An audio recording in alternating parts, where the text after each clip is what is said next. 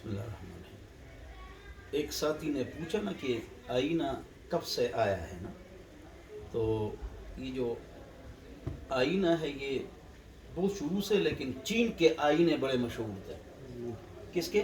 چین کے آئینے بڑے مشہور تھے۔ ایک پیر صاحب تھے، بزرگ تھے، عالم تھے، ان کے لیے کوئی چائنا سے آئینہ لے کے آیا تھا، تو اس نے غلام رکھا تھا اور وہ آئینہ بار بار لاتا تھا۔ ایک دن وہ آئینہ ٹوٹ گیا، تو وہاں اس وقت کے جو غلام تھے نا اور لونڈیاں تھی، وہ بھی بہت ذہین اور ہوشیار تھی، تو وہ آئینہ ٹوٹ گیا تو اس غلام نے کہا کہ از قضا آئینہ چینی شکست، گل از قضا آئینہ چینی شکست، تقدیر سے چین کا آئینہ ٹوٹ گیا۔ انہوں نے یہ اس لیے کہا کہ پیر صاحب غصہ نہ کریں۔ پیر وہ ہے جو شرک اور بدعت سے بچے۔ 99% پیر شرک اور بدعت والے ہیں، بے پردگی کرتے ہیں، اور اللہ تعالیٰ ہم پر رحم فرمائے۔ بہرحال نام پیر مشہور ہو گئے، لیکن اسلاف جو ہمارے بزرگ ہیں وہ اونچے لوگ تھے۔ بہرحال تو وہ اچھے لوگ تھے، اللہ والے تھے، تو انہیں فوراً جواب دیا، خوب شد اسباب خود بینی شکست۔ اچھا ہوا، خود بینی کے اسباب ٹوٹ گئے، خود بینی کے اسباب ٹوٹ گئے، اچھا ہوا۔ تو پرانے زمانے میں غلام بھی بڑے قابل ہوتے تھے، چنانچہ ایک غلام نے حسن بصری پر لوٹا گرایا غلطی سے، تو اس کی یقیناً غصہ تو آدمی کو آتا ہے، تو غلام نے فوراً کہا والکاظمین الغیظ۔ پرانے زمانے کے غلام اور لونڈیاں، ہارون رشید کے پاس 50 پاکستان سے زیادہ زمین تھی، اور بادلوں کو کہتا تھا جہاں جاؤ گے تو میرے پاس ٹیکس آئے گا، عشر و خراج میرے پاس آئے گا۔ تو وہ غلام لڑکیوں سے، لونڈیوں سے 300 قرآن ختم کراتے تھے، حافظات لونڈیاں، اور تو آ کر کے پھر پہلی دستخط کرتے تھے ایوان صدر میں، پرانے زمانے کے غلام۔ اور تو ایسے لوگ تھے، اچھے لوگ تھے۔ تو ساتھیوں نے کہا 2-3 اشعار سناؤ، تو اس لیے آج گپ شپ والی مجلس ہم نے لگے۔ تو اکبر بادشاہ کی 3 بیویاں تھیں۔ کتنی بیویاں تھیں؟ ایک کا نام تھا جہان۔ کیا؟ جہان۔ تو کئی سفر پر جا رہے تھے، تو کس کو لے جاؤں 3 بیویوں میں سے؟ قرعہ بہتر ہے، میری تو 4 بیویاں ہیں، تو میں بھی قرعہ ڈالتا ہوں، مستحب ہے۔ باقی جس کو لے جاؤ آپ کو اجازت ہے، ایک ہی کو ہمیشہ لے جاؤ تب بھی اجازت ہے، شرعی مسئلہ ہے۔ تو جہان، حیات، فنا۔ جہان، حیات کے معنی زندگی، جہان کے معنی جہان، اور فنا کے معنی فنا۔ تو جہان کے پاس چلے گئے، میں سفر پر جا رہا ہوں، کس کو لے جاؤں؟ اس نے کہا مجھے لے جاؤ۔ بھائی کیوں؟ دلیل دو۔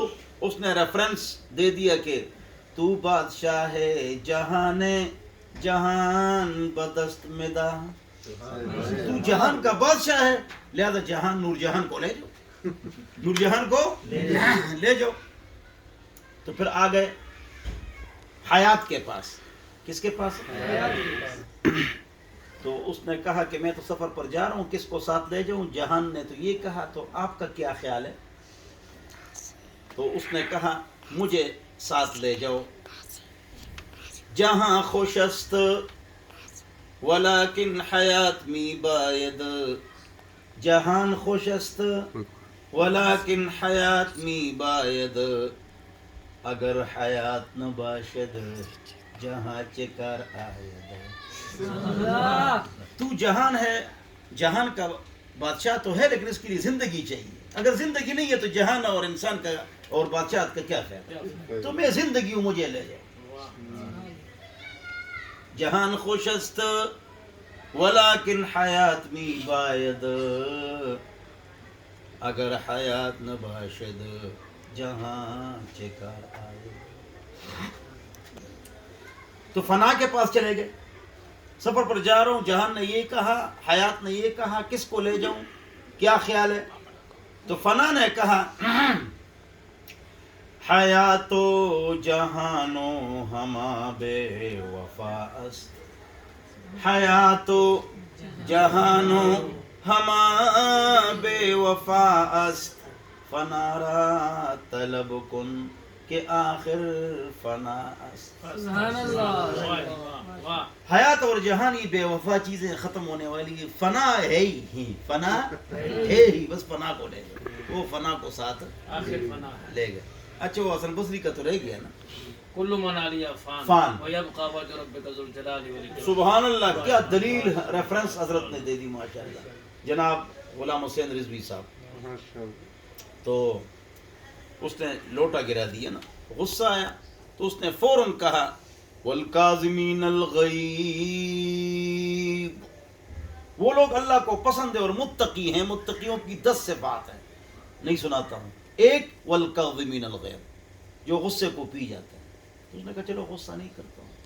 تو غلام نے کہا آگے بھی تو ہے نا والعافین عن الناس، لوگوں کو معاف کرتا ہے، کہ چلو میں نے تجھے آزاد کر دیا۔ سبحان گویا اللہ۔ کہ 12 لاکھ کا غلام ہوتا تھا اس وقت، چھوٹا موٹا، 12 لاکھ اللہ کے راستے میں گویا کہ دے دیے۔ تو غلام آزاد کرنا یا ہجرت کرنا یہ ہم کو ایسے لگتا ہے، لیکن غلام فلاں نے غلام آزاد کر دیا ہمارے سر پر گزر جاتا ہے، ہجرت کر لی سر۔ ہجرت کرنا، جائیداد اور دکانیں چھوڑنا آسان کام نہیں بھائی، ثوابہ نہیں کام، ہمارے سروں کے تاج۔ اور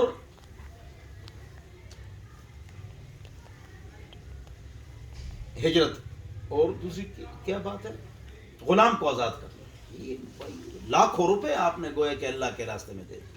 چنانچہ ابن مسعود 6 نمبر پر مسلمان ہے، فقہ حنفی ان سے ہے، مسروق تابعی کہتے ہیں شاممت کل الصحابہ، میں نے تمام صحابہ کو سونگا، فوجدت علمهم ينتهي الى 6 صحابہ کے پاس سارا علم ہے، ثم شاممتهم، پھر میں نے ان کو سونگا، فوجدت علمهم ينتهي الى 2، 2 صحابہ کے پاس سارے صحابہ کا علم ہے، علی ماشاءاللہ۔ ابن مسعود، ماشاءاللہ۔ اور فقہ حنفی علی اور ابن مسعود سے رضی اللہ عنہ، اور فقہ شافعی ابن عمر سے، فقہ حنبلی ابن عباس سے، اور امام مالک تعامل اہل مدینہ کو لیتے ہیں۔ فقہ حنفی اور مالکی ایک جیسے، شاہ اللہ صاحب فرماتے دونوں کو ملانا چاہیے۔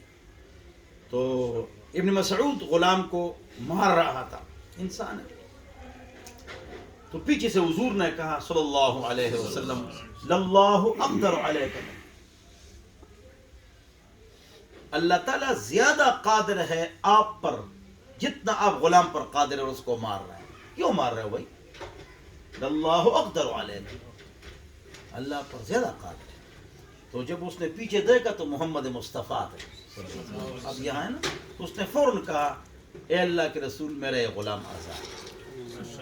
فوراً یہ 5000 روپے دے دے گا کوئی استاد کو، یا 10,000 روپے، آج کل لاکھوں روپے، 12 لاکھ کم سے کم۔ اس نے کہا میرا غلام آزاد ہے، سبحان اللہ۔ اور تو آپ حضرت ماشاءاللہ آپ کی جو گپ شپ کی مجلس ہوتی ہے اس میں بھی علمی نکات ہوتے ہیں؟ نہیں، علمی نکات ہونے چاہیے۔ گپ شپ میں تو لیس المسلم بالبذی، مسلمان بکواس نہیں کرتا، تو علمی باتیں ہونی چاہیے، کیا خیال ہے؟ اور کوئی آپ کے ذہن میں آئے تو جہانگیر صاحب، جہانزیب صاحب، کتنی باتیں کافی ہے، والسلام۔